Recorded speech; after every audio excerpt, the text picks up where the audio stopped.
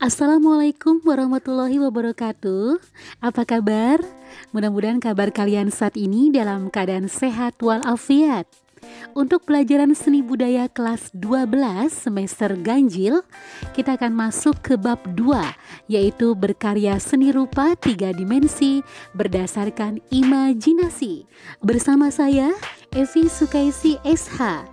Jangan lupa untuk subscribe YouTube Catatan Inspirasi Evi.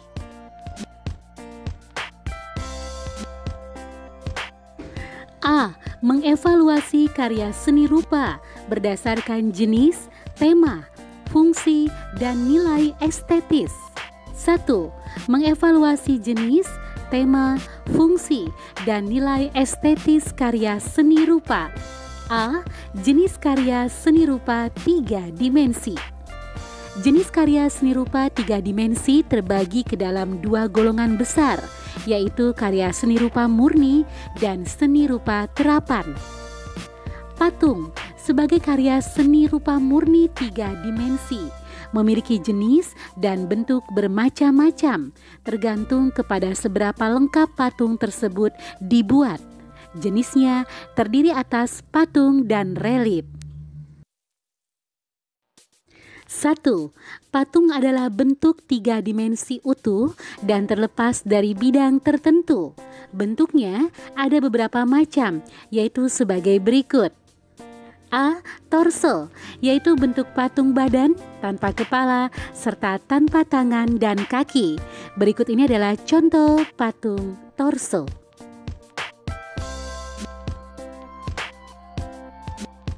B. Bos atau sedada, yaitu patung setengah badan dari kepala sampai dada tanpa tangan. Berikut ini adalah contoh patung bos atau sedada, yaitu patung Ismail Marzuki.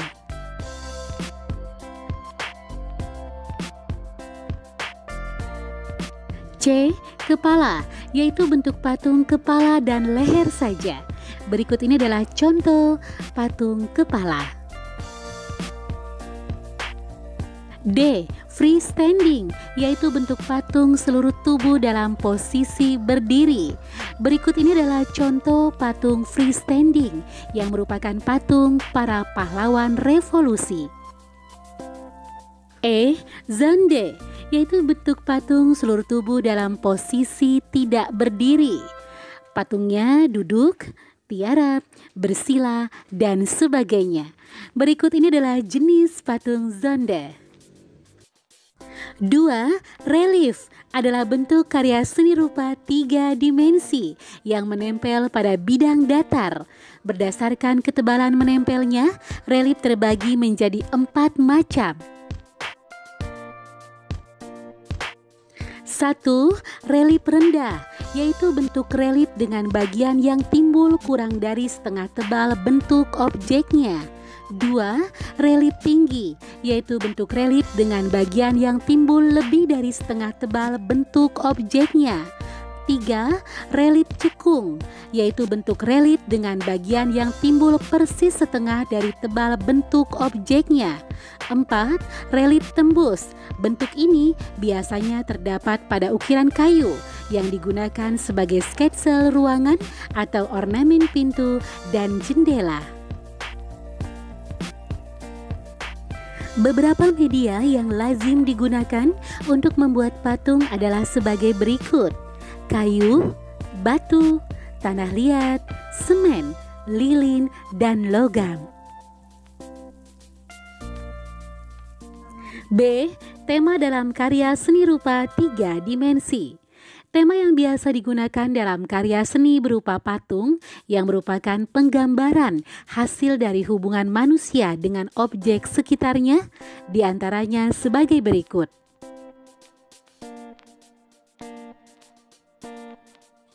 1. Manusia dengan dirinya sendiri. Seni rupa sebagai media ekspresi diri sering dijadikan sarana pengungkapan gagasan manusia sendiri, atau dapat juga dijadikan objek perwujudan cita rasa keindahan. 2. Hubungan manusia dengan manusia yang lainnya. Manusia sebagai makhluk sosial senantiasa berhubungan dengan sesamanya. Manusia dalam mengekspresikan cita rasa keindahan sering menjadikan orang-orang di sekitarnya sebagai objek patung. 3. Hubungan manusia dengan alam sekitarnya. Alam yang ada di sekitar manusia dapat juga dijadikan objek karya seni patung. Karya seni rupa yang bertemakan alam sekitar dapat juga digunakan untuk mengekspresikan. 4. Manusia dengan kegiatannya.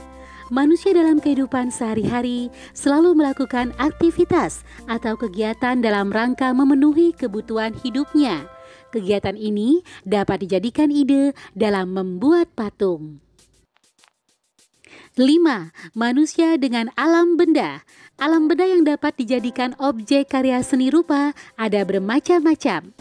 Benda di sekitar kita bentuknya beraneka ragam, seperti bentuk kubistik, silindris, atau bentuk bebas. 6. Hubungan manusia dengan alam imajinasi. Di alam pikiran manusia sering muncul gagasan-gagasan, imajinasi, atau hayalan-hayalan. Untuk mewujudkan imajinasi, manusia mengekspresikannya melalui karya seni rupa. Sehingga kita sering melihat karya seni rupa yang menampilkan alam yang tidak pernah kita jumpai. C. Fungsi karya seni rupa 3 dimensi. Fungsi karya seni rupa berkaitan dengan kegunaan karya seni rupa dalam kehidupan manusia. Beberapa fungsi karya seni rupa dalam kehidupan manusia adalah sebagai berikut. 1. Fungsi individu. Fungsi individu atau bisa kita sebut juga sebagai fungsi pribadi, berarti karya seni rupa berguna hanya untuk memenuhi kebutuhan emosional perorangan saja. 2. Fungsi estetika. Karya seni rupa memiliki fungsi sebagai media keindahan atau estetika yang dapat dinikmati oleh penikmatnya. 3. Fungsi edukasi atau pendidikan. Karya seni rupa dapat memiliki nilai-nilai edukatif yang dapat menuntun manusia memiliki pemahaman tentang sesuatu. 4. Fungsi komersial.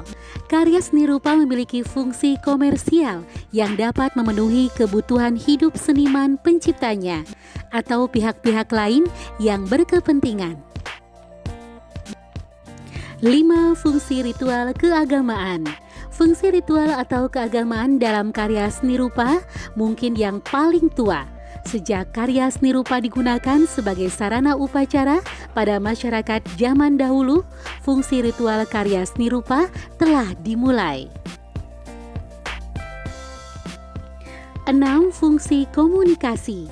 Karya seni rupa memiliki fungsi komunikasi yang dapat menghubungkan seseorang atau sekelompok orang dengan seseorang atau kelompok orang lainnya. 7. Fungsi pemenuhan kebutuhan fisik. Manusia adalah makhluk yang memiliki banyak kebutuhan. Salah satunya adalah kebutuhan fisik. D. Nilai estetis karya seni rupa 3 dimensi. Nilai estetis pada sebuah karya seni rupa dapat bersifat objektif dan subjektif. Nilai estetis bersifat objektif jika memahami keindahan karya seni rupa berdasarkan pada wujud karya seni itu sendiri dan tampak secara kasat mata. Berbeda halnya dengan nilai estetis yang bersifat subjektif. Keindahan tidak hanya pada unsur-unsur fisik yang ditangkap oleh mata secara visual, tetapi ditentukan oleh selera orang yang melihatnya. 2. Mengevaluasi teknik dalam karya seni rupa 3 dimensi. Teknik dalam karya seni rupa 3 dimensi berkaitan erat dengan bahan yang digunakan. Kayu merupakan media yang paling banyak digunakan sebagai patung. Pembentukan kayu sampai menjadi patung biasanya menggunakan teknik ukir dengan menggunakan pahat ukir.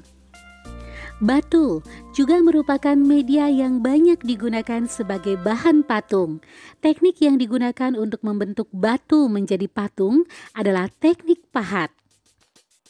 Tanah liat dibentuk dengan teknik membentuk langsung, teknik butsir, dan teknik cetak.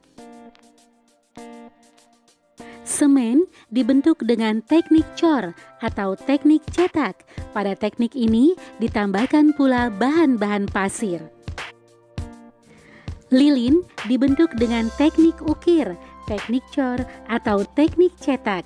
Alat yang digunakan yang utama adalah cetakan. Berikut ini adalah contoh membuat patung dengan lilin, yaitu patung Yuni Shara, salah satu artis Indonesia. Logam dibentuk dengan teknik cor dengan terlebih dahulu membuat modelnya dari bahan lilin untuk membuat cetakan. Bahan logam yang lazim digunakan untuk membuat patung adalah perunggu, tembaga, emas, dan perak.